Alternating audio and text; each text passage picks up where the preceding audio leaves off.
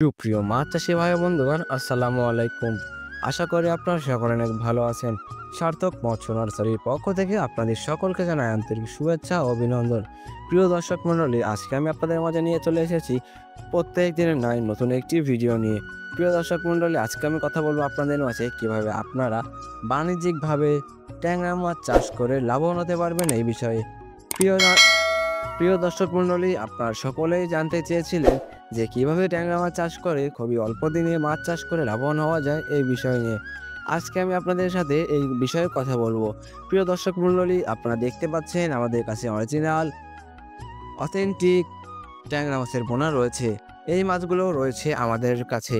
আপনারা চাইলে আমাদের সঙ্গে যোগাযোগ করতে পারেন অথবা আমাদের ঠিকানায় এসে মাছগুলো নিতে পারেন। আমরা 24 ঘন্টা আপনাদেরকে সার্ভিস দিয়ে থাকি। প্রিয় দর্শক মণ্ডলী, আমাদের নিজস্ব পরিবহন রয়েছে এবং অক্সিজেন মেশিন রয়েছে, তার মাধ্যমে আমরা আপনাদেরকে মাছগুলো প্রদান করে থাকি। প্রিয় দর্শক মণ্ডলী, ট্যাংরা মাছ চাষ করার জন্য আপনাদের বেশ কিছু ধাপ অবলম্বন করতে হবে। ধাপগুলোর মধ্যে প্রথমে রয়েছে পুকুর প্রস্তুতি। পুকুর প্রস্তুতির জন্য আপনাদেরকে এমন একটি পুকুর বেছে নিতে হবে যে পুকুরটি হবে ছায়াযুক্ত জায়গায় এবং এই পুকুরের জন্য আগাছা না থেকে দিকে খেয়াল রাখতে হবে। প্রিয় দর্শক মণ্ডলী, এরপরে যে ধাপ পেছে সেটা হচ্ছে পোনা মজুত।